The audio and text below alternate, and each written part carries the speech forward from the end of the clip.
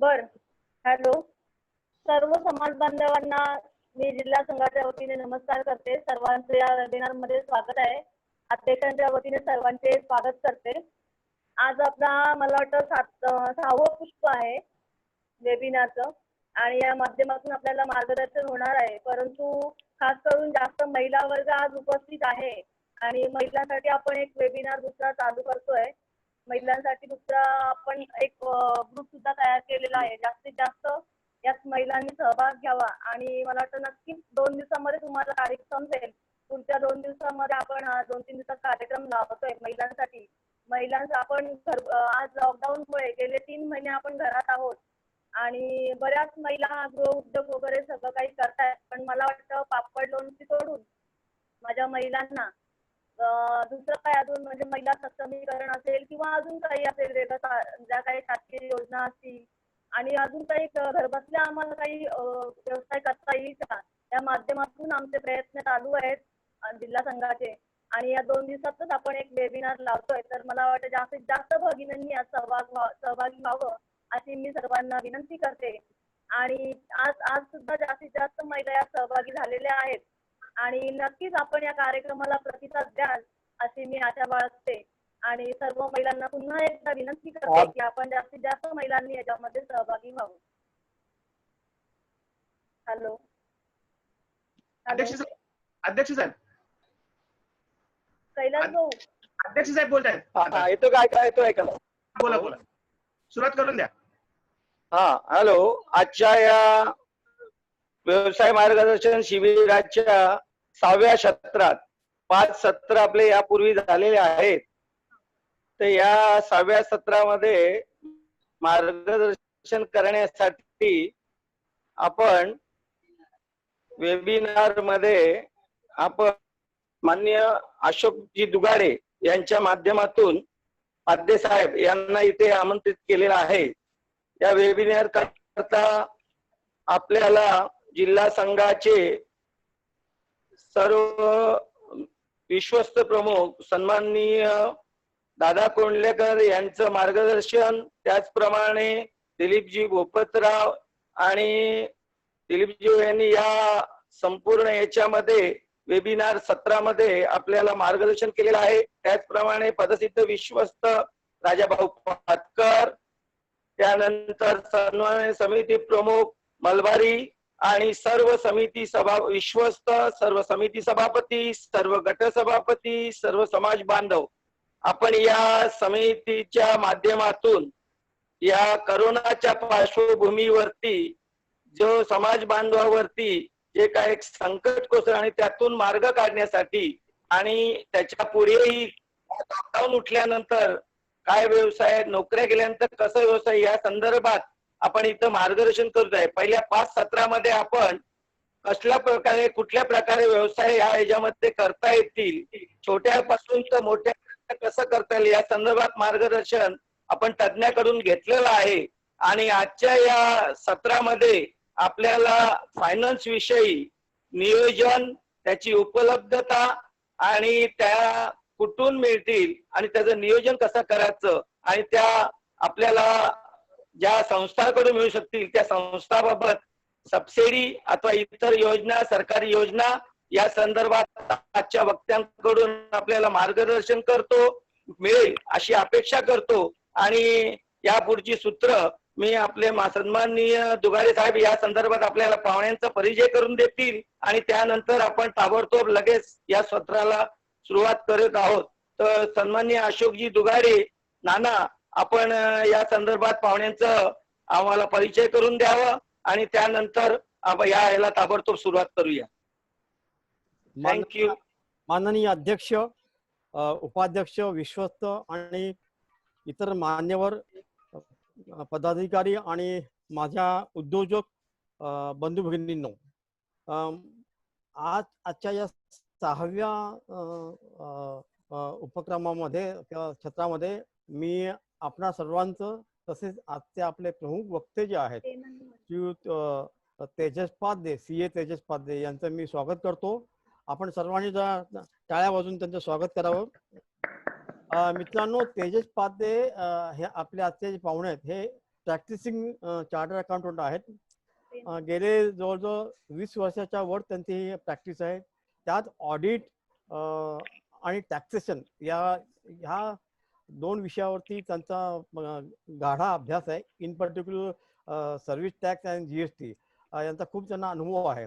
आणि entrepreneurship development म्हणजे उद्योजकता विकास, पर्टिक्युलरली इंडस्ट्रीमध्ये MSME रिलेटेड गव्हर्नमेंटच्या ज्या स्कीम्स आहेत त्यांचं फायनान्सिंग आहे.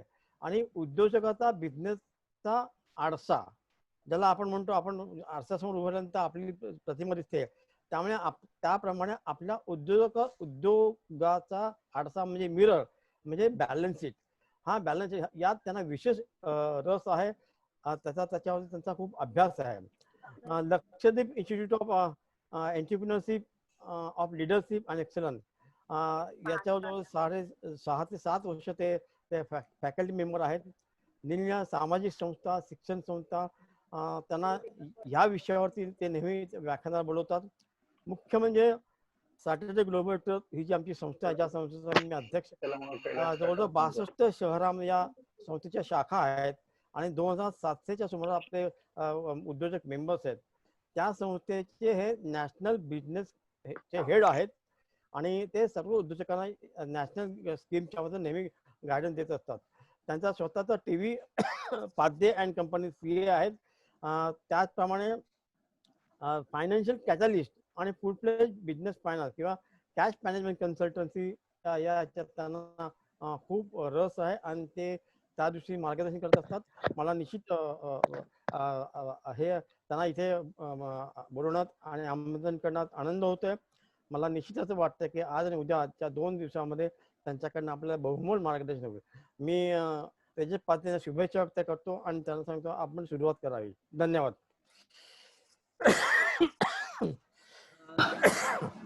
नमस्कार.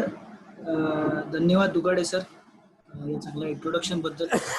दुगाडे सर कायमच आमचे मार्गदर्शक राहिलेले आहेत. अनेक विषयांमध्ये आम्ही त्यांचं मार्गदर्शन घेत असतो आणि त्यांनी जेव्हा विचारलं की उद्योजकांसाठी काहीतरी करायचंय तर मी आनंदाने एका पायावर तयार झालो. कारण माझा आवाजात काही असेल डिस्टर्बन्स तर मला फक्त सांगा, अदरवाईज मी बोलत राहील.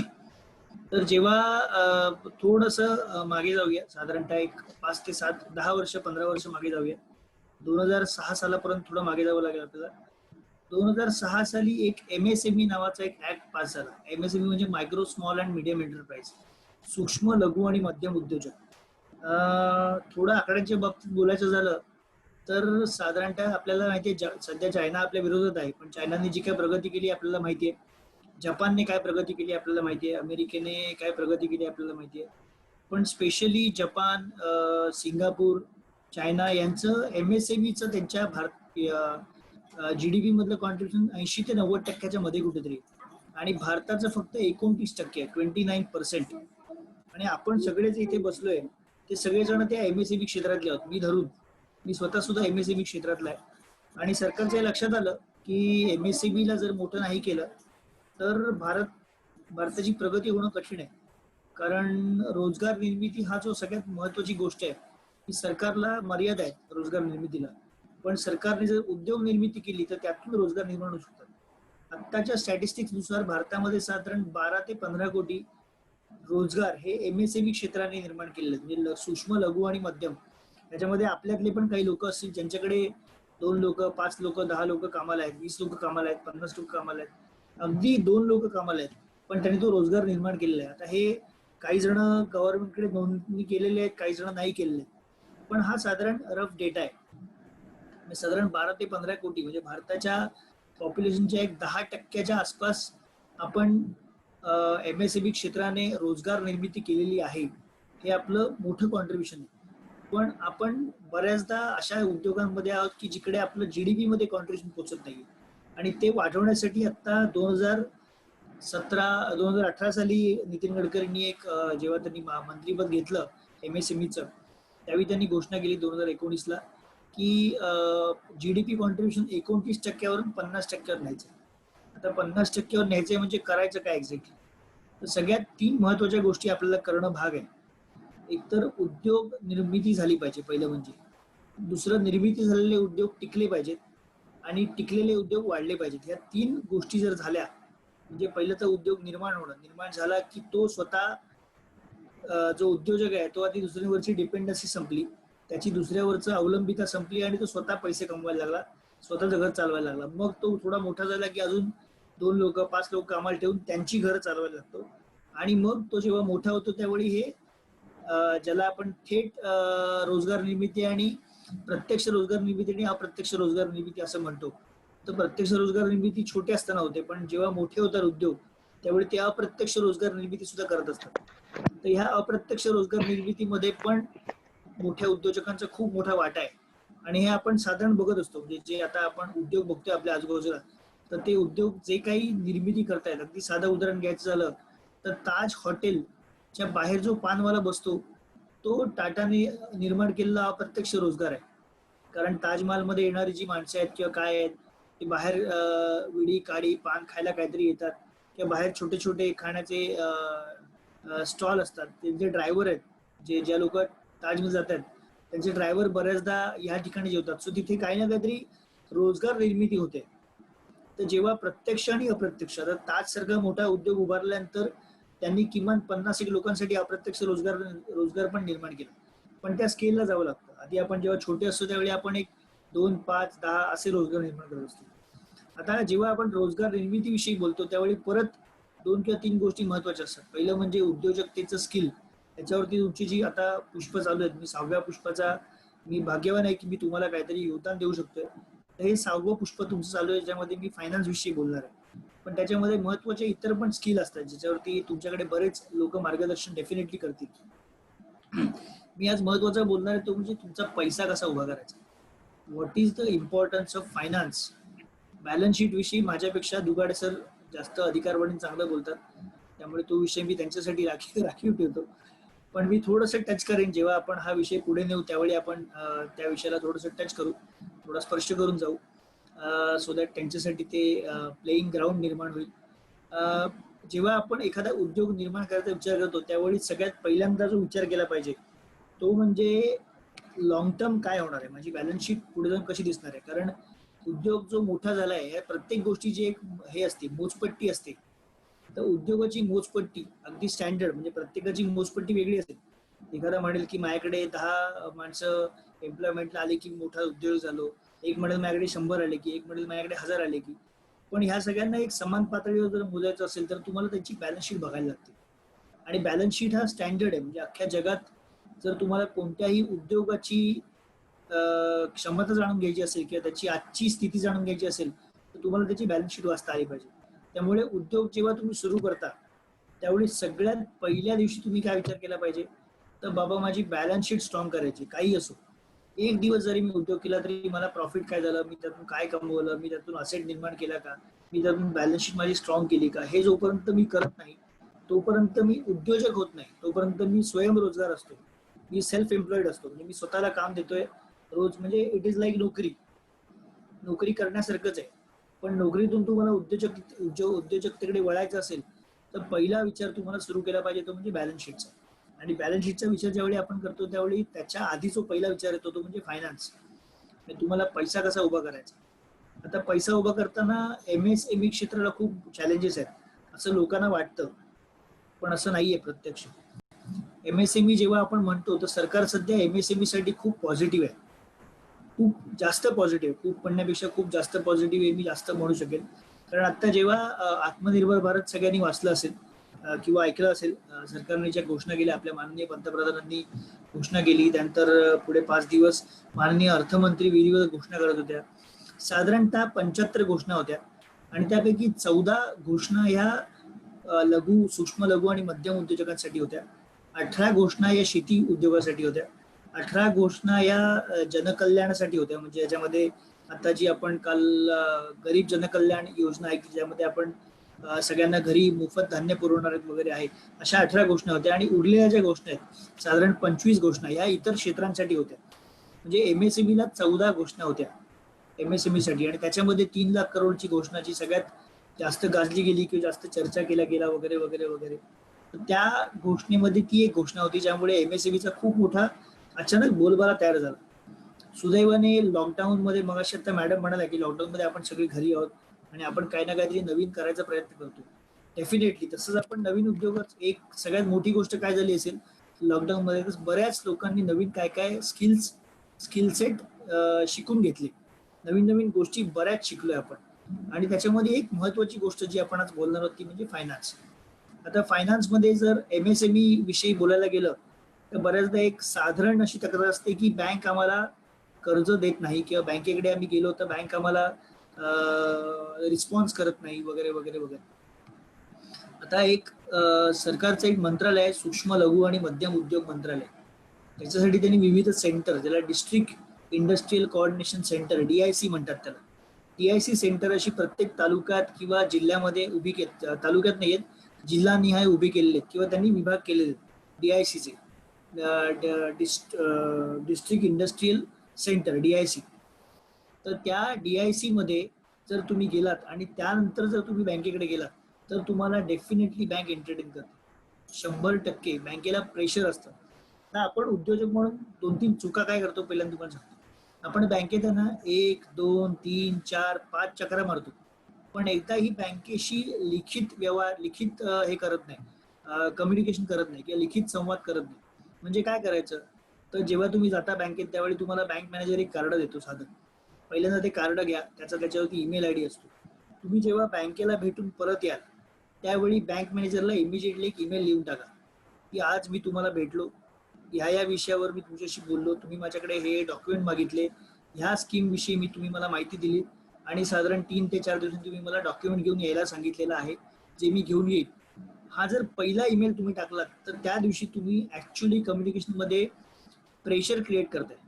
लक्षात घ्या, सगळ्यात महत्वाचं तुम्हाला जर काम करून घ्यायचं असेल, आपल्याला सगळ्यांना माहिती आहे आपल्याला काम करून घ्यायचं असेल, आपण आता आपल्याकडे लॉकडाऊन मध्ये आपल्याला सगळ्यांना माहिती आहे घरात लहान मुलं आहेत, तर लहान मुलांकडून काम करून घ्यायचं तर काय करतो आपण त्याला प्रेशराईज करतो. तसं तुम्ही बँकेला प्रेशराईज, त्यांना ऑलरेडी भरपूर काम आहेत. दुर्गाडे सर स्वतः बँकांचे अध्यक्ष राहिलेले आहेत, त्यांना प्रचंड काम आहेत. त्यामुळे त्यांना रोज 10, 20, 25 माणसं येऊन भेटून जातात. तुम्हाला जर खरोखर बँकेकडून काम करून हवं असेल तर तुम्हाला बँकेशी संवाद निर्माण केला पाहिजे आणि तो जर लिखित संवाद असेल, लेखी असेल तर तुमच्याकडे एव्हिडन्स राहतो. त्यामुळे उद्या जर बँकेत तुम्हाला सांगितलं किंवा मी 10 डॉक्युमेंट दिली पण तरी पण बँक म्हणते की मी कर्ज देऊ शकत नाही, तर तुम्ही बँकेला ईमेलवर विचारू शकता की तुम्ही कर्ज देत नाही याची कारणं मला लिहून द्या, ज्या योगे मी सांगू शकेन किंवा जी त्रुटी आहे माझ्यात ती मी कमी भरून काढू शकेन. जर तुम्ही त्रुटी भरून काढलीत तर तुम्हाला पुढच्या वेळी उपयोग होऊ शकेल. जर तुमच्या त्रुटी नसेल तर बँकेला तुम्हाला कर्ज द्यावं लागेल. त्या कर्जाच्या अमाऊंटमध्ये, रकमेमध्ये थोडीफार फरक होऊ शकेल. तुम्हाला 10 लाख हवं असेल तर कदाचित 7 लाख मिळेल, 8 लाख मिळेल, 1 लाख कमी मिळेल. पण 100% कर्ज देणं ही त्यांची जबाबदारी निर्माण होते. आपण ती जबाबदारी समोरच्याकडे निर्माण नाही करत. मी जितक्या लोकांशी आजपर्यंत बोललोय त्यातल्या 90%, 95% लोकांनी बँकेशी एकदाही कम्युनिकेशन नाही केलं. 5 वेळा 7 वेळा बँकेत जाऊन आलेत पण बँकेला साधा एक ईमेल लिहायचा आहे, तो लिहित नाही. त्यामुळे सगळ्यात पहिली गोष्ट तुम्हाला काय करायची असेल, स्कीम कोणतीही असो, कोणतीही योजना असो, तुम्हाला कोणत्याही योजनेचा फायदा घ्यायचा आहे, कोणत्या स्कीम खाली लोन हवंय, काय हवंय, हा भाग नंतर आला. सगळ्यात पहिलं तर ही सवय लावून घ्या की तुम्ही बँकेशी जेव्हा केव्हा कम्युनिकेट कराल, जेव्हा केव्हा बोलाल त्यावेळी ईमेल, प्रत्येक वेळी एक ईमेल लिहायला, 4 ओळीचा ईमेल लिहायला काय फार कष्ट लागत नाही. आता सुदैवाने आपली नवीन जनरेशन ही सगळी एज्युकेटेड आहे. आता जुनी जनरेशन पण हळूहळू कॉम्प्युटरवर, लॉकडाऊन मध्ये बरेच, माझे वडील सुद्धा आता 82 वर्षाचे आहेत पण ते आता युट्यूब किंवा या सगळ्या गोष्टी शिकतायत. तर तुम्हाला हे फार कठीण नाहीये, तुम्ही शिकून घेऊ शकता. तुमच्याकडे जी नवीन जनरेशन आहे त्याचा तुम्ही डेफिनेटली फायदा करून घेऊ शकता या बाबतीत. त्यामुळे जेव्हा केव्हा तुम्ही कम्युनिकेशन कराल कोणत्याही संस्थेशी तर त्यावेळी ईमेलने कम्युनिकेशन करा. आता आपण वळूया स्कीम्सकडे.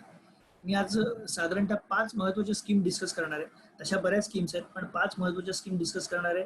त्यातली पहिली जी स्कीम आहे ती आहे micro food enterprises. Micro food enterprises म्हणजे छोट्या ज्या खाद्य व्यवसायातल्या ज्या संस्था आहेत, अगदी छोट्या स्केलला काम करतात, त्यांच्यासाठी सरकारने एक योजना आणली आहे जे कॅबिनेटमध्ये बिल पास झालंय.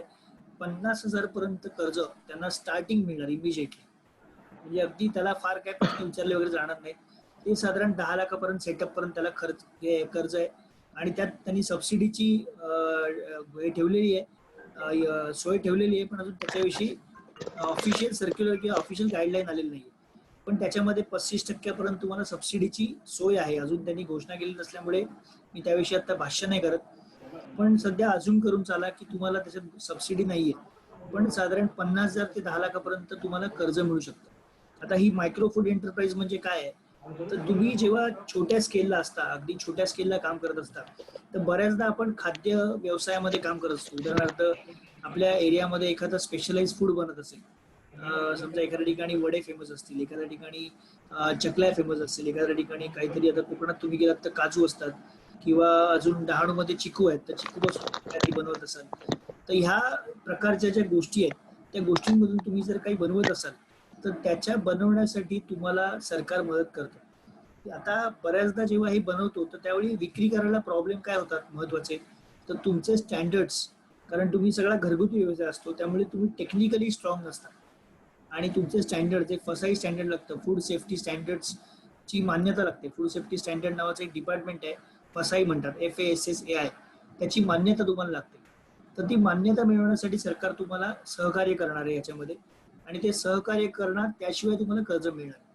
त्यामुळे तुम्ही जे काही फूड एंटरप्राइज मध्ये, आता मगाशी हा विषय, मी ही स्कीम सगळ्यात शेवटी होती पण ही पहिल्यांदा घेतली कारण मगाशी मॅडमने असा उल्लेख केला की एक वेबिनार स्त्रियांसाठी होणार आहे आणि स्त्री उद्योजकांसाठी हा सेमिनार होणार आहे, त्याच्यामध्ये हा विषय तुम्हाला घेता येईल.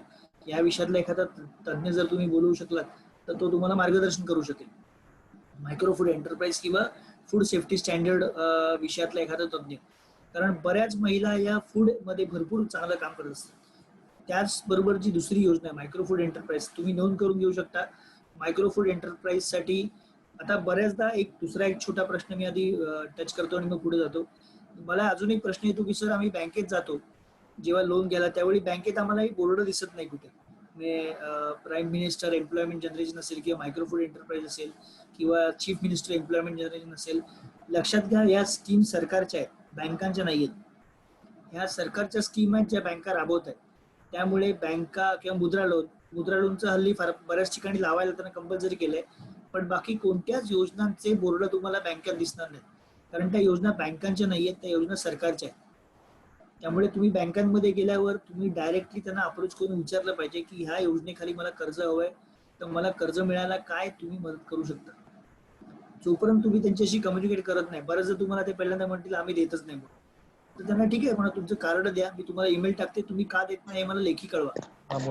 मी एकदा जर त्यांना सांगितलं की आम्हाला लेखी कळवा, की पुढच्या वेळी ते, तुम्ही उद्योजक आहात त्यामुळे तुम्ही दाखवलं पाहिजे की तुम्ही खूप स्ट्रॉंग आहात. तुम्ही उद्योजक आहात, त्यांनी सांगितलं देत नाही, मग आम्ही परत आलो, असा गोळमुळीतपणा करून उद्योजकांना चालत नाही. उद्योजक has to be a fighter. त्यामुळे उद्योजक म्हणून तुम्ही जेव्हा जाता तिकडे त्यावेळेस पहिल्यांदा तर तुम्ही बिनधास्त त्यांच्याशी बोललं पाहिजे. आपण कस्टमर आहोत, त्यामुळे ही बँक देत नसेल तर अजून 4 बँका आहेत, त्यामुळे पहिलं तर बँकेला बिनधास्त अप्रोच करायला शिका, घाबरू नका. त्यामुळे बँकेमध्ये तुम्हाला बोर्ड दिसले नाही, स्कीमची माहिती दिसली नाही, बँकेला विचारायचं की मला ह्या स्कीमची माहिती आहे, ही स्कीम उपलब्ध आहे असं मला कळलेलं आहे, या स्कीम विषयी तुम्ही मला काय माहिती देऊ शकता ते सांगा. जर ते म्हणाले आमच्याकडे याची काही माहिती नाहीये, तर ह्याचा रिसर्च हा तुम्हाला केला पाहिजे. त्यामुळे इंटरनेटवरती जर तुम्ही एक साईट, सगळ्यांनी नाव लिहून घ्या, champions.gov.in, champions.gov.in, MSME ची नवीन साईट सरकारने लॉन्च केली आहे सूक्ष्म लघु मध्यम उद्योजकांसाठी. champions.gov.in या साईटवरती नो युअर स्कीम्स नावाचे एक डॅशबोर्ड आहे, त्याच्यामध्ये या सगळ्या स्कीमची माहिती उपलब्ध आहे. तुम्ही याचं सरळ प्रिंटआउट किंवा तुमच्या साईटवर, तुमच्या मोबाईलवर डाउनलोड करून तिकडे घेऊन जाऊ शकता आणि बँकेला सांगू शकता की ही माझ्याकडे माहिती आहे, आता तुम्ही काय करता ते मला सांगा किंवा तुम्ही काय देऊ शकता ते मला सांगा. पहिली योजना जी आपण बघितली ती होती मायक्रो फूड एंटरप्राइजेस. दुसरी जी योजना आहे ती म्हणजे prime minister employment generation program, पंतप्रधान रोजगार निर्मिती कार्यक्रम. आता पंतप्रधान रोजगार निर्मिती कार्यक्रम मध्ये 2 महत्वाच्या गोष्टी आहेत. त्याच्यामध्ये त्यांनी 2 विभाग केलेत, एक सर्व्हिस सेक्टर आणि मॅन्युफॅक्चरिंग सेक्टर, सेवा क्षेत्र आणि उद्योग क्षेत्र किंवा निर्मिती क्षेत्र, मॅन्युफॅक्चरिंग क्षेत्र. तर याच्यामध्ये 25 लाखापर्यंत मॅन्युफॅक्चरिंग क्षेत्रासाठी आणि 10 लाखापर्यंत सेवा क्षेत्रासाठी तुम्हाला कर्ज उपलब्ध आहे. आणि हे परत मी सांगतो तसं की याचा बोर्ड तुम्हाला बँकेत मिळत नाही, पण जर तुम्ही गेलात घेऊन तर साधारण तुम्हाला बँकेत गेल्यानंतर ह्याचं अप्लिकेशन घेऊन गेलात बँकेत, त्याचे फॉर्म सुद्धा ऑनलाईन अवेलेबल आहेत. तुम्ही जर डायरेक्टली फॉर्म सुद्धा घेऊन गेलात बँकेकडे तर बँकेला तुम्हाला एंटरटेन करावं लागतं. जर बँक तुम्हाला एंटरटेन करत नसेल तर तुमच्याकडे DIC सेंटर जे आहे तुमच्या तालुक्यामध्ये किंवा जिल्ह्यामध्ये, त्याच्या मार्फत तुम्ही जर बँकेकडे गेलात तर त्यांना कंपल्सरी रिपोर्ट द्यावा लागतो की आमच्याकडे एवढ्या केस आल्या. कारण MSME आता बँक दुगाडे सर आहेत इथे, आपल्या बऱ्याच जणांमध्ये प्रायोरिटी लेंडिंग नावाचा कॉन्सेप्ट आहे बँकेमध्ये, की जिथे त्यांना लेंडिंग करणं कंपल्सरी आणि त्याला टार्गेट असतात, ती टार्गेट त्यांना पूर्ण करायला लागतं. आता बरेचदा जे छोटे उद्योजक आहेत ना, ते NPA होत नाहीत, ते काहीही करून रिपेमेंट करतात. त्यामुळे बँकांना अशी चांगली कर्ज हवी असतात पण ती मिळत नाहीत.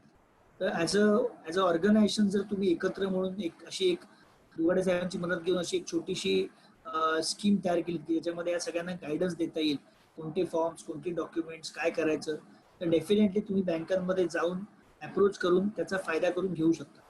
त्यामुळे दुसरी स्कीम जी मी सांगतोय ती आहे पंतप्रधान रोजगार निर्मिती योजना, ज्याला इंग्लिशमध्ये PMEGP, prime minister employment generation programme.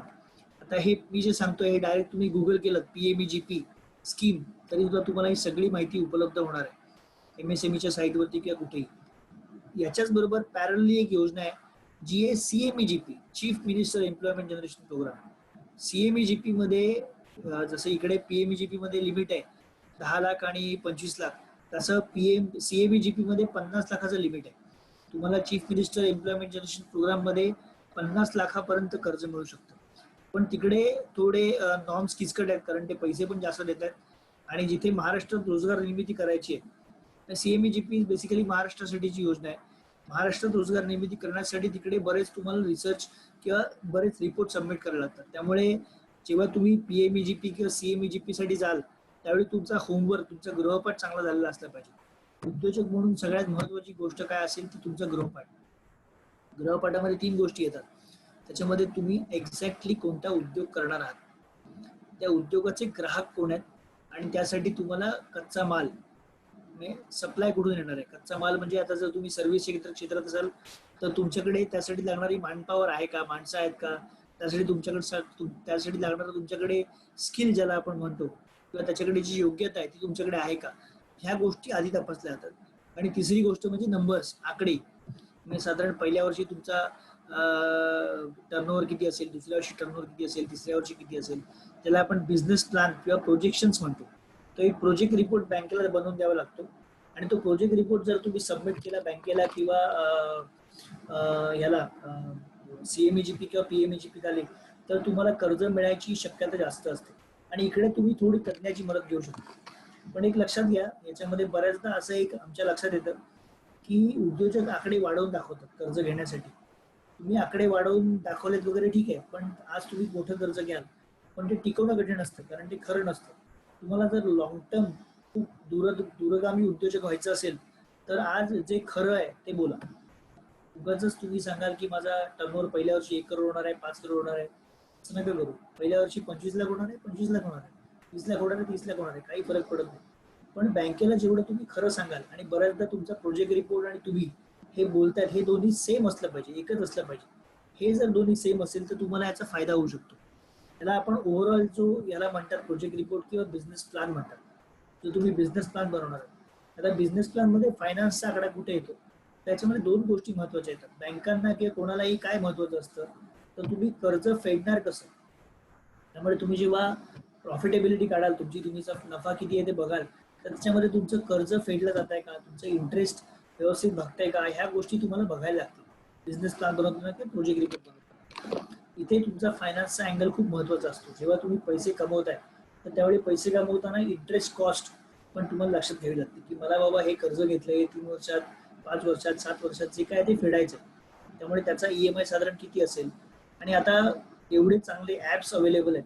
एक EMI कॅल्क्युलेटर म्हणून एक ऍप आहे, EMI कॅल्क्युलेटर. हा जर तुम्ही मोबाईलवर डाउनलोड केलात आणि तुम्ही टाकलं की 10 लाखासाठी 3 वर्षासाठी 12% मला किती EMI येतो महिन्याला, तर तुम्हाला लगेच आकडेमोड करून मिळते. अशा गोष्टींचा तुम्ही उपयोग करून घेऊ शकता बिझनेस प्लॅन बनवताना. त्यामुळे बिझनेस प्लॅन बनवताना अगदी साधा, म्हणजे मी तर कितीतरी बँकांमध्ये छोटी कर्जाची केली आहेत, अगदी 5 लाख, 2 लाख, 10 लाख. इकडे आम्ही 2-3 पानांमध्ये साधे बिझनेस प्लॅन बनवून दिलेले आहेत.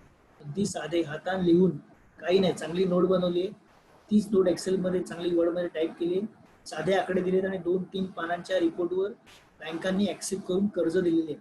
त्यामुळे बँका कर्ज देत नाहीत हे मी फारसं मान्य करत नाही. कारण माझा अनुभव थोडा वेगळा आहे स्वतःचा. मी या क्षेत्रात जवळपास 20 वर्ष काम करतोय. ते 10-12 वर्ष मी MSME कर्ज घ्यायला किंवा या प्रोजेक्ट रिपोर्ट बनवायला मदत करतोय. त्यामुळे बँका कर्ज द्यायला तयार असतात. त्यांना तुमच्याविषयी विश्वास वाटला पाहिजे, खात्री पटली पाहिजे. ही खात्री पटण्यासाठी तुमचा गृहपाठ चांगला पाहिजे. बऱ्याचदा काय होतं, आपण उद्योगाविषयी चांगला अभ्यास करत नाही आणि बँकांनी प्रश्न विचारले आणि आपल्याकडे उत्तर असले की म्हणतो हे प्रश्न विचारतात. असं नसतं. उद्योजक म्हणून हे प्रश्न तुम्हाला कोण विचारणारच आहेत. ते तुमच्या समोर हे प्रश्न उद्या येणारच आहेत.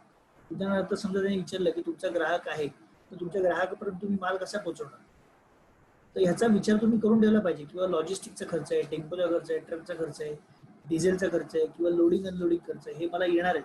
याचा विचार तुम्ही जेव्हा तुम्ही बिझनेस प्लॅन बनवाल, याची उत्तर जर तुम्ही शोधून ठेवली तर तुम्हाला याचा उत्तर देताना किंवा कर्ज घेताना 100% फायदा होणार आहे. आपण 3 स्कीम डिस्कस केल्या. पहिली स्कीम डिस्कस केली मायक्रो फूड एंटरप्राइजेस बरोबर आणि मायक्रो फूड एंटरप्राइजेस. दुसरी स्कीम आपण डिस्कस केली prime minister employment generation program आणि तिसरी स्कीम आपण डिस्कस केली chief minister employment generation programme.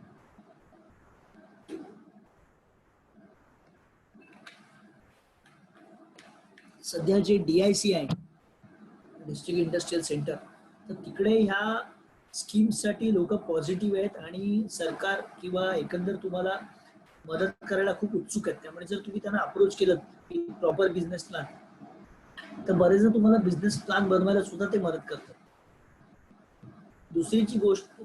चौथीची योजना आहे ती म्हणजे मुद्रा लोन, जी आता बऱ्यापैकी डिस्कस झालेली आहे. खूप त्याच्याविषयी चर्चा पण झालेली आहे.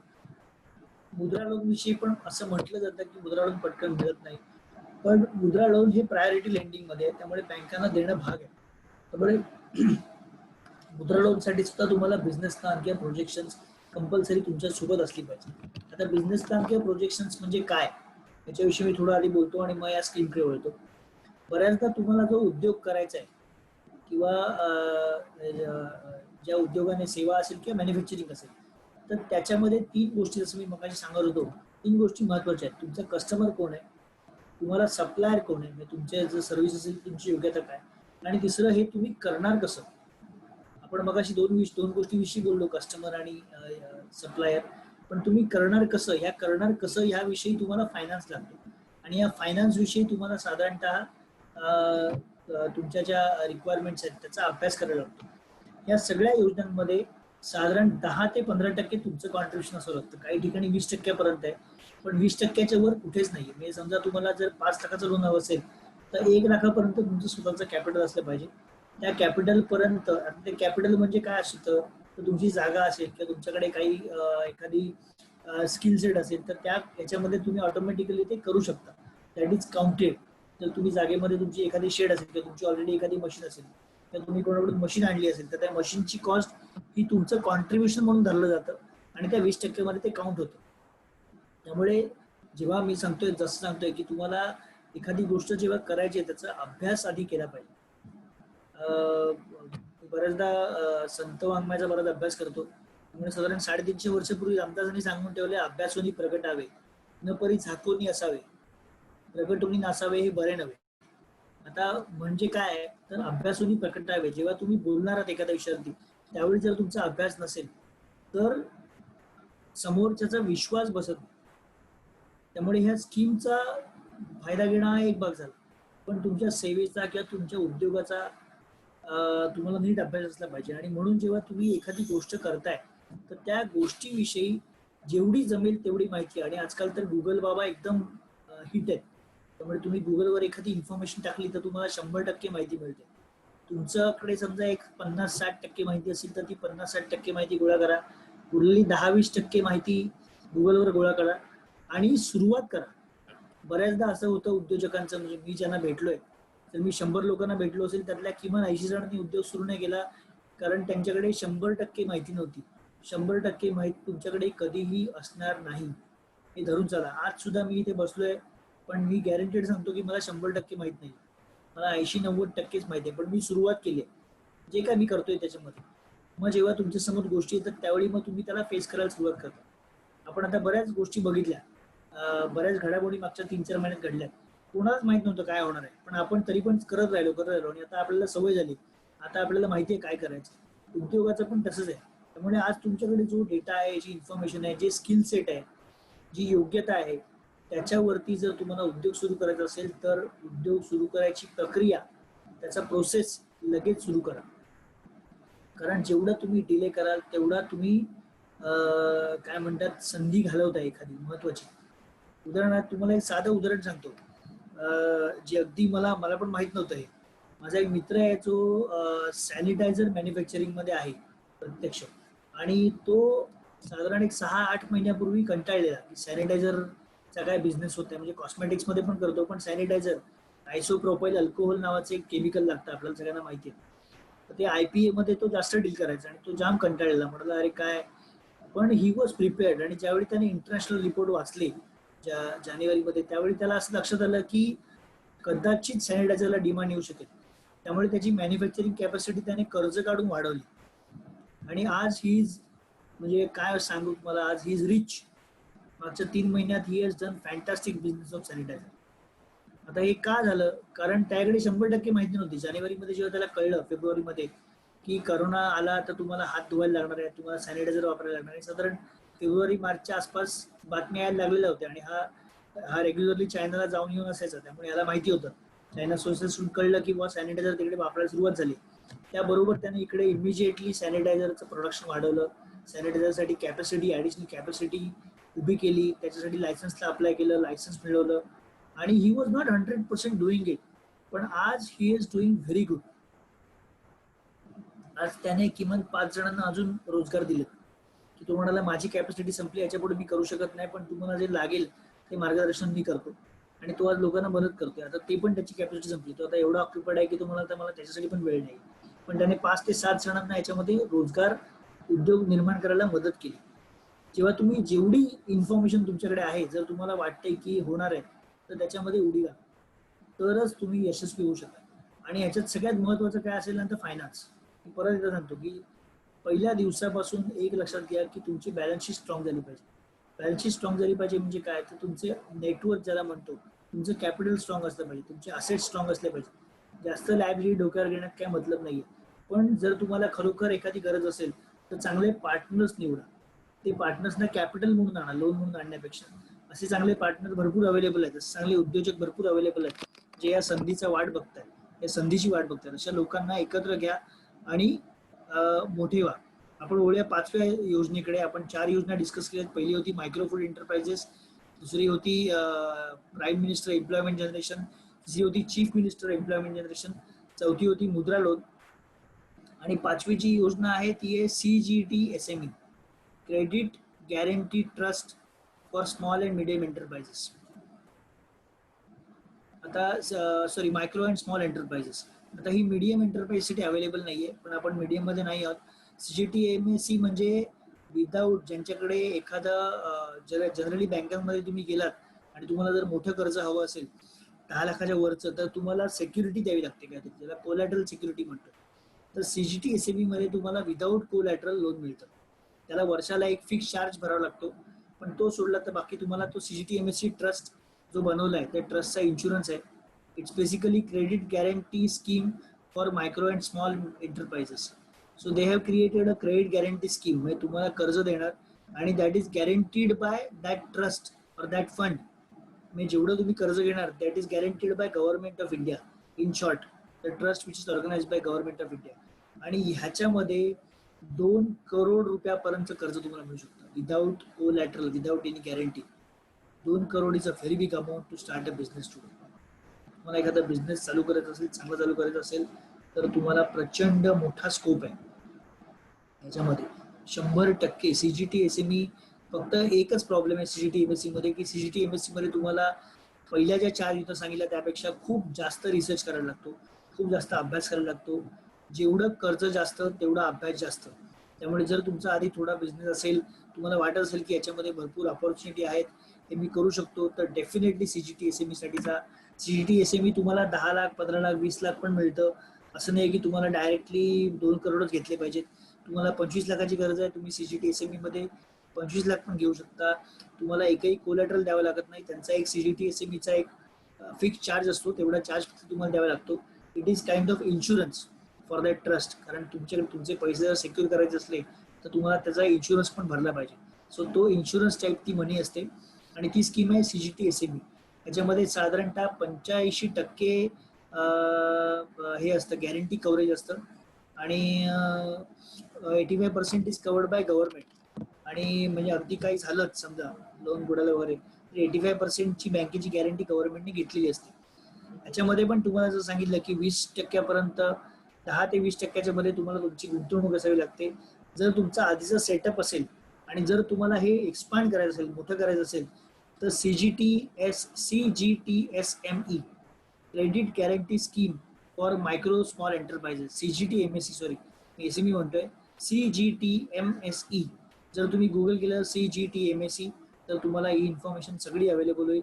मगाशी मी सांगितलं चॅम्पियन्स नावाची एक वेबसाईट आहे, त्या चॅम्पियन्स नावाच्या वेबसाईटवरती ही सगळी माहिती उपलब्ध आहे. चॅम्पियन्सच्या नावाच्या वेबसाईटवरती नो युअर स्कीम्स नावाचा एक डॅशबोर्ड आहे, आहे. तर तिथे तुम्ही गेला की तुम्हाला ही सगळी माहिती उपलब्ध होणार आहे. फक्त मी सांगतोय परत तुम्हाला की जेव्हा केव्हा तुम्ही कर्ज मागायला बँकेकडे जाल किंवा फायनान्ससाठी बँकेकडे जाल, कृपया ईमेल लिहा बँकेला. बऱ्याचदा आपण बँकेशी ईमेलने कम्युनिकेट नाही करत आणि कम्युनिकेट न केल्यामुळे बँक तुम्हाला रिस्पॉन्स देत नाही. कारण तुम्ही नुसते तोंडी बोललात. व्यवहाराला जेव्हा आपण एखादं घर घेतो किंवा एखादी वस्तू विकत घेतो तर there is a agreement between you and that party. Agreement म्हणजे काय, तर तुम्ही म्हणता याच्यामध्ये काही अविश्वासाचा भाग नसतो, पण तुम्ही म्हणता की बाबा ही वस्तू मी विकत घेतली आहे किंवा ही वस्तू मी घेतली आहे आणि ह्याचे पैसे मी दिलेत किंवा देणं लागतो. तसंच बँकेबरोबर जर तुम्ही कम्युनिकेशन केलं आजपासून, आज तुम्ही जर गेला असाल मागच्या आठवड्यात तर सुरुवात करा. त्याचं तुमच्याकडे कार्ड असतं. पहिला ईमेल लिहा की मी तुमच्याकडे ह्या दिवशी आलो होतो, हे बोललो, तुम्ही मला ही माहिती दिली. जर तुमच्याकडे ईमेलवर माहिती असेल तर मला पाठवा, फॉर्म पाठवा. ईमेल लिहायला सुरुवात करा. साधी सवय आहे. तुम्हाला स्मार्टफोन आहे तुमच्या हातात, स्मार्टफोनवरती तुमचा अँड्रॉइडला ईमेल कनेक्टेड आहे, तुम्हाला त्याशिवाय अँड्रॉइड चालू करता येत नाही. त्यामुळे तुमचं जीमेल अकाउंट आहे.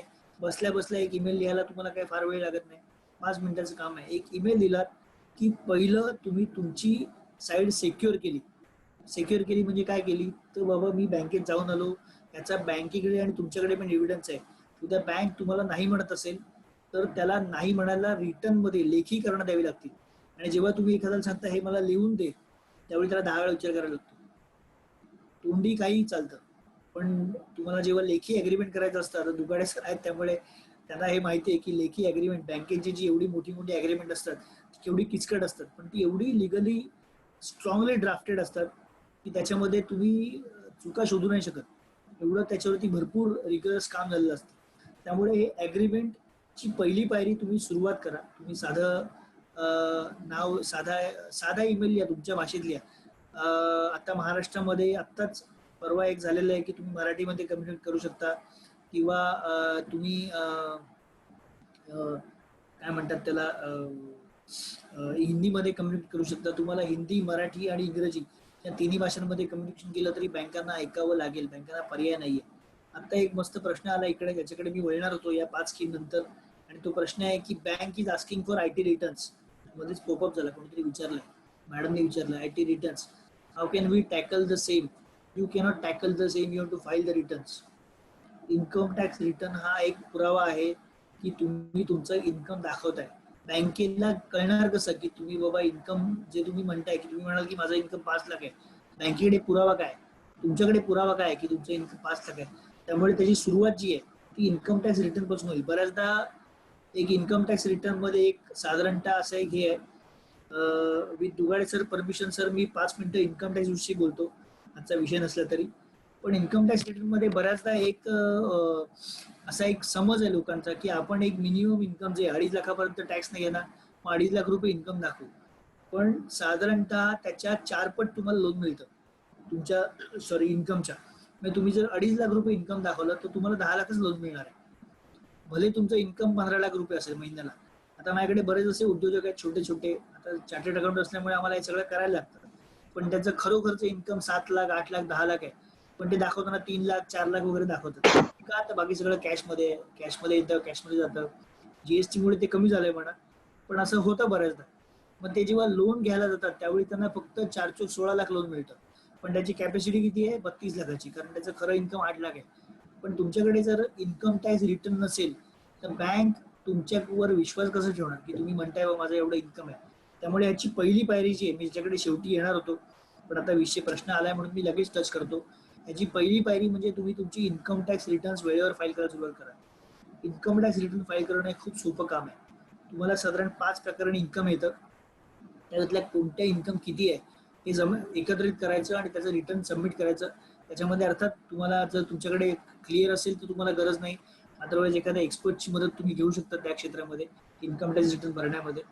आणि जेव्हा तुम्ही हे रिटर्न सबमिट कराल त्यानंतर तुम्हाला कळेल की बाबा तुमची एलिजिबिलिटी किती आहे. ही सर्वसाधारणतः 4 times of your GTI gross total income. तुम्ही 2.5 लाख रुपये जर उत्पन्न दाखवलं असेल वर्षाचं तर त्याच्या 4 ते 5 पट, काही बँका 5 पट देतात, काही बँका 4 पट देतात. म्हणजे साधारण 10 लाख ते 12.5 लाख एवढी तुमची इन्कम एलिजिबिलिटी आहे. त्यामुळे तुमचं इन्कम जे दाखवत आहे ते जेवढं तुम्ही खरं दाखवाल, आता तर ह्या वर्षापासून 5 लाखापर्यंत तुम्हाला इन्कम टॅक्स पण नाहीये. 5 लाखाच्या खाली जर इन्कम असेल त्यामुळे साधारण 5 लाखापर्यंत तुम्ही विदाऊट एनी टॅक्स दाखवू शकता उत्पन्न. म्हणजे 0 टॅक्सने तुम्ही 5 लाखापर्यंत उत्पन्न दाखवू शकता. 5 लाख उत्पन्न दाखवलं, नवरा बायको 2 जण आहेत तर 5-5 लाख दोघांचं उत्पन्न दाखवलं तर दोघांचं इन्कम एकत्र करून तुम्ही लोन अप्लाय करू शकता. दोघांचं इन्कम मिळून 10 लाख झालं, त्यामुळे तुमची इन्कम लोनची एलिजिबिलिटी ऑटोमॅटिकली 40 लाख झाली. अर्थात त्याच्यामधून तुम्ही आधी काही लोन घेतलं असेल तर तेवढं मायनस होतं. समजा तुम्ही 10-12 लाखाचं लोन चालू असेल तर 40 लाखातून 10-12 लाख मायनस होतील आणि उरले तुमचे 25 लाख 30 लाख त्याच्यामध्ये तुम्हाला लोन काहीतरी मिळू शकेल. पण सर्वसाधारणतः बँका ही कन्सिडर करतात की तुमचं इन्कम वाढतंय. आणि दुसरं 3 महत्वाच्या गोष्टी इन्कम टॅक्स लक्षात ठेवा. शक्यतो जेवढं जमेल तेवढं खरं इन्कम दाखवा. जेव्हा मी म्हणतो खरं त्यावेळेस मी साधारणतः बऱ्याचदा आपल्याकडे रेकॉर्ड, आपण खूप छोटे उद्योजक आहोत त्यामुळे आपल्याकडे सगळे रेकॉर्ड पण नसतात. पण अगदी खरं म्हणजे तुमचं इन्कम 100 रुपये असेल आणि तुम्ही 50 रुपये दाखवताय हे खरं होत नाही. तुमचं इन्कम 100 रुपये आणि तुम्ही 90, 95, 92, 98 दाखवताय हे साधारण खरं होतं की बुवा माझ्याकडे खरोखर रेकॉर्डचा काहीतरी प्रॉब्लेम होता त्यामुळे मी 95-98 पर्यंत दाखवलं. शक्यतो जेवढं 100% खरं दाखवाल तेवढं उत्तम. पण अगदी 90 ते 100% मध्ये जर तुम्ही उत्पन्न दाखवू शकलात तुमचं तर, मी स्वतः चार्टर्ड अकाउंटंट आहे, माझ्याकडे मी अशी कामं करतच नाही या अशी की जिकडे तुम्ही लोक सांगतात की बाबा मला काहीतरी रिटर्न भरून दे, मी अशी कामच नाही करत. तुमचं खरं उत्पन्न सांगा, तुम्हाला काय हवंय सांगा, त्यानुसार आपण लोन बनवूया. पहिली. दुसरी, तुम्हाला 2 वर्षांनी 3 वर्षांनी काय करायचंय हे ठरवून आजचं इन्कम टॅक्स रिटर्न भरायला सुरुवात करा. जर तुम्हाला 3 वर्षांनी घर घ्यायचंय, 3 वर्षांनंतर उद्योग उभा करायचा आहे तर त्यासाठी तुम्हाला किती गरज आहे. आणि आम्ही हे प्लॅनिंग करतो. म्हणजे आता जे माझे नवउद्योजक, माझे जे मित्र आहेत, जे माझे कॉलेजमधले मित्र होते त्यांच्याबरोबर मी CA झाल्याबरोबर त्यांच्याबरोबर आम्ही सुरू केलं. त्यांची रिटर्न मी सुरुवातीला फ्रीमध्ये भरून दिली. पण इन्कम टॅक्स रिटर्न डे 1 पासून भरल्यामुळे 4थ्या-5व्या वर्षी आमच्या सगळ्या कॉलेजच्या मित्रांची घरं होती. का तर आम्ही सगळ्यांनी regular income tax return file केली होती आणि ते आम्ही मित्र असल्यामुळे आम्ही अशीच करत होतो. आम्ही सगळे ग्रुपमध्ये साधारण चार्टर्ड अकाउंटंट आहोत त्यामुळे आम्हाला तो उपयोग होता. पण आमच्या कॉलेजमधले जेवढे मित्र होते आमच्या ग्रुपमधले त्या सगळ्यांना त्याचा उपयोग झाला. त्यामुळे एक चांगला चार्टर्ड अकाउंटंट, एक चांगला वकील, एक चांगला डॉक्टर हा तुमचा मित्र कायम पाहिजे. अर्थात त्याला त्याची फी द्या. आम्ही असं नाही म्हणत की फ्रीमध्ये सर्व्हिस द्या, त्याची 100% फी द्या.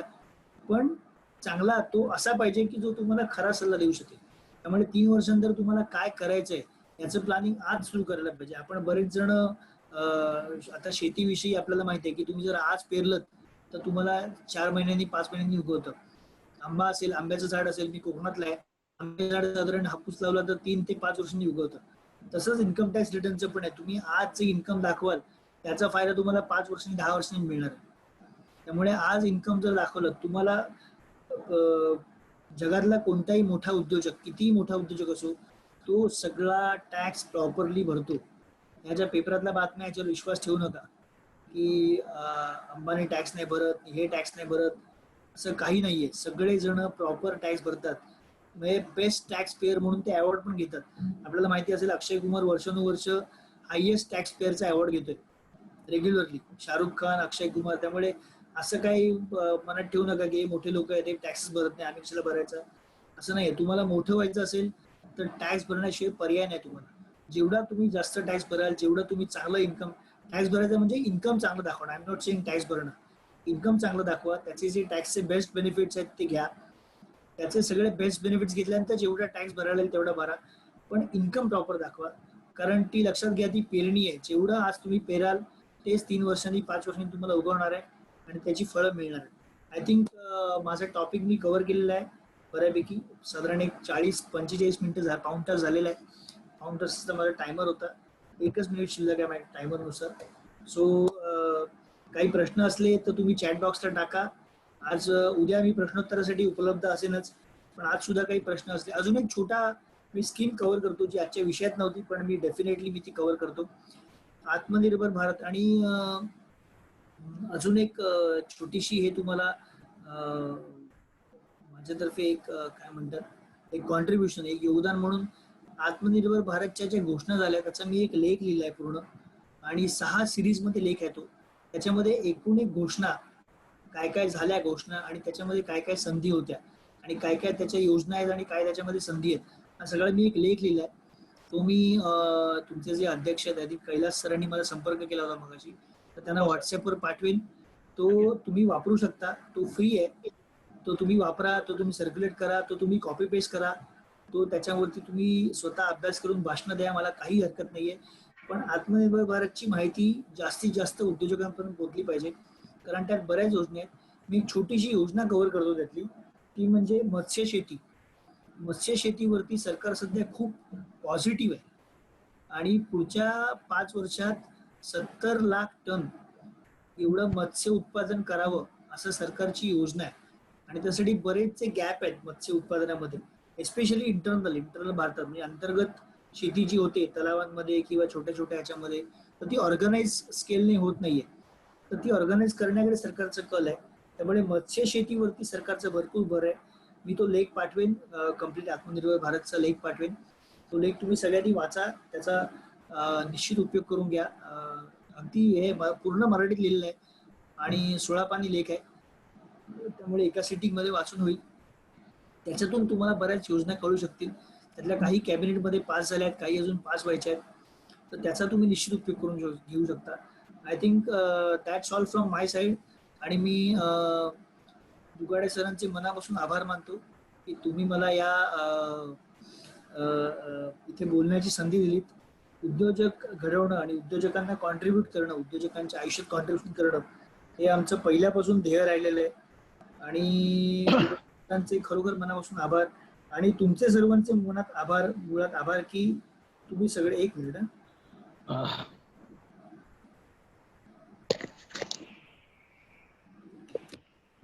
तुम्हा सर्वांचे कौतुक आहे की आज पूर्ण 100ची उपस्थिती आहे, त्यामुळे रूम हाऊसफुल आहे. सो तुमचे लोक सुद्धा तुम्हाला प्रतिसाद देत आहेत आणि अगदी सगळ्या एज मधली लोक मला दिसत आहेत. सर एक अर्ध्या मिनिटात मी पूर्ण करतो. सो तेजस हो बोला तेजस, हा बोला सर. मला असं वाटतं तो MSc आपला नॅशनल स्मॉल स्केल इंडस्ट्रीज बद्दल एक 5 मिनिटं बोल. हो sir, particularly national scale small इंडस्ट्रीचं जे लिंकेज आहे बँकांचं, बँकांचं जे टायप आहे त्याच्यावरती बोललो तर त्या लोकांना जास्त फायदा होईल. येस बोलतो. सर आणखी एक रिक्वेस्ट आहे. हो आपल्या चॅट बॉक्स मध्ये एक काही जणांनी प्रश्न विचारले आहेत. काही जे तुम्ही स्कीम सांगितल्या आहेत त्या जर काही लिहून दिल्या तर म्हणजे पाठवल्या आम्हाला तर आम्ही शेअर करू शकतो. पाठवतो. मी त्याची माहिती तुम्हाला सेपरेटली सर्क्युलेट करतो. दुगाडे सरांनी मला सांगितले त्यावरती मी 5 मिनिटं बोलतो. NSIC national small industries corporation म्हणून एक सरकारचा उपक्रम आहे आणि हा सरकारचा उपक्रम हा स्पेशली स्मॉल इंडस्ट्रीजच्या डेव्हलपमेंटसाठी, म्हणजे लघु उद्योगांच्या डेव्हलपसाठी, मायक्रो स्मॉल आणि मीडियम एंटरप्राइजच्या डेव्हलपमेंटसाठी तयार झालेला आहे.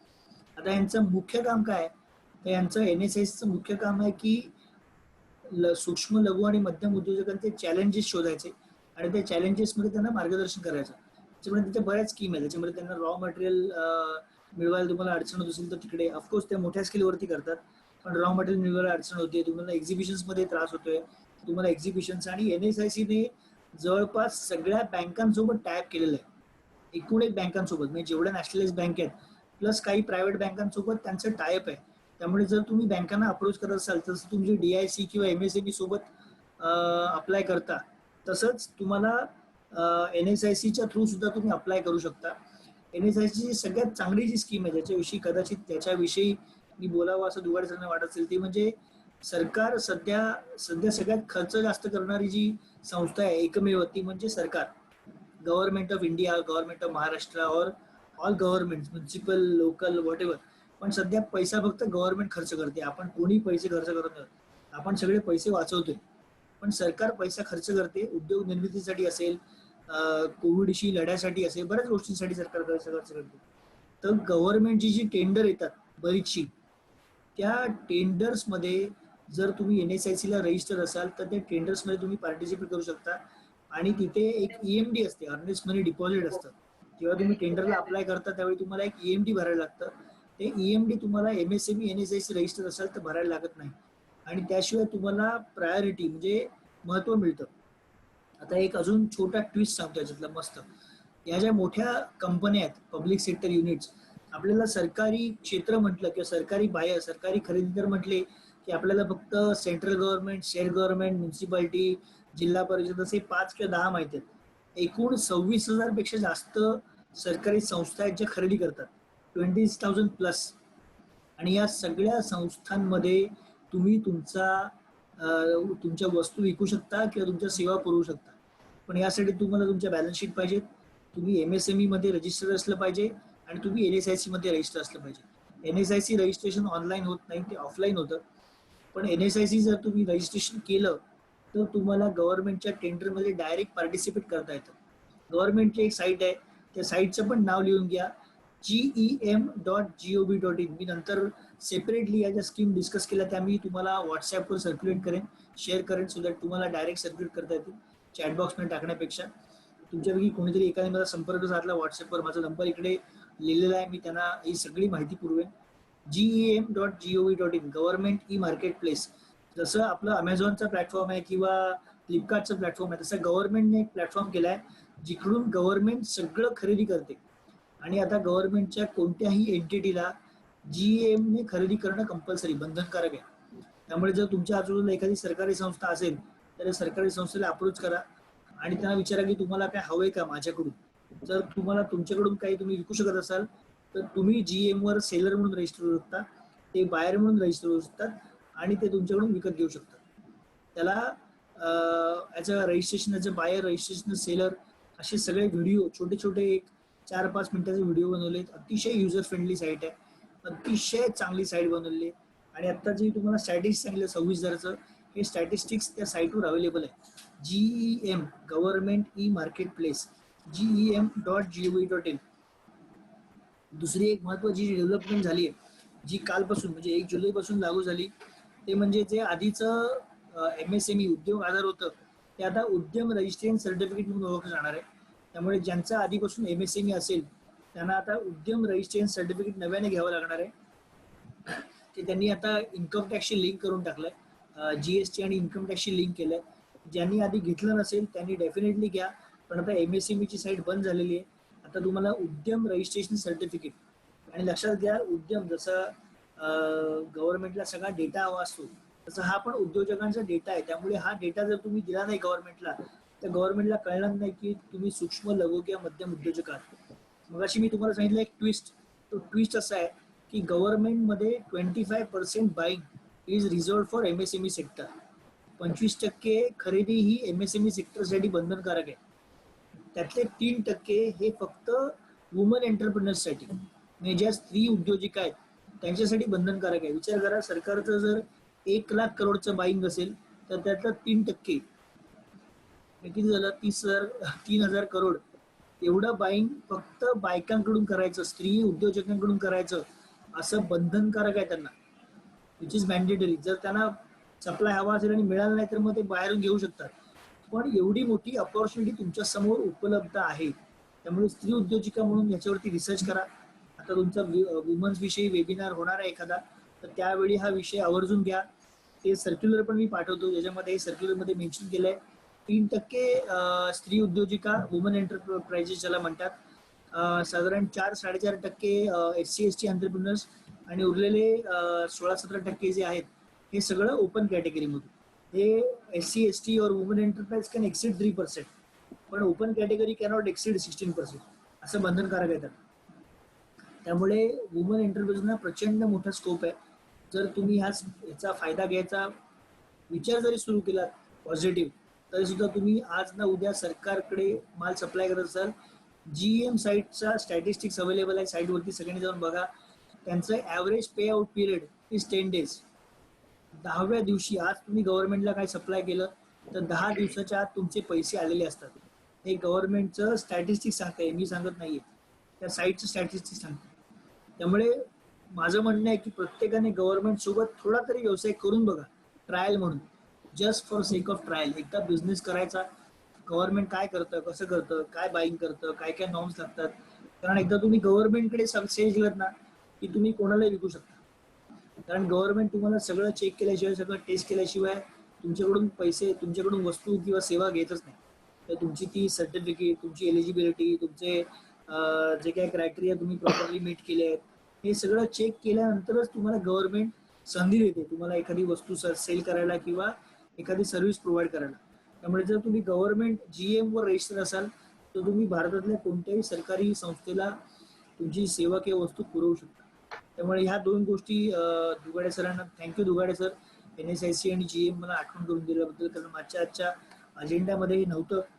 पण NSIC आणि GM या दोन संस्थांची माहिती घ्या, या दोन साईटची माहिती घ्या आणि ह्याच्यासोबत सुद्धा तुम्ही रजिस्टर करून तुमचा उद्योग वाढवा अशी मी सगळ्यांना शुभेच्छा देतो. आणि पुन्हा एकदा तुमच्या संस्थेचे आभार मानतो.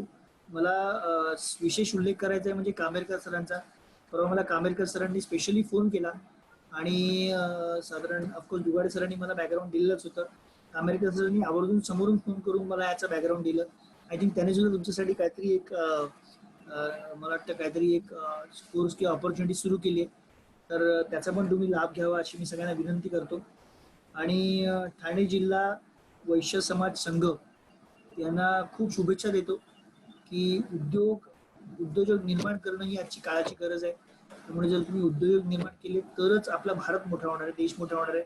आणि आपण सध्या चायनाला कॉम्पीट करायचा विषय जोरात चालू आहे. मला जर चायनाला कॉम्पीट करायचं असेल, खरोखर चायनाला बीट करायचं असेल, तर असे छोटे उद्योजक घडले पाहिजेत ज्याच्यातून हेच उद्योजक पुढे मोठे होतील.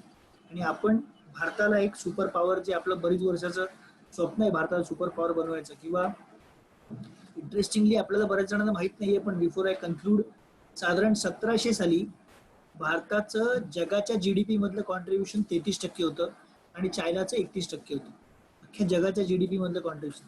आणि हा स्टडी भारताने नाही केलाय, हा स्टडी जगातल्या बेस्ट OECD संस्थेने केलेला आहे.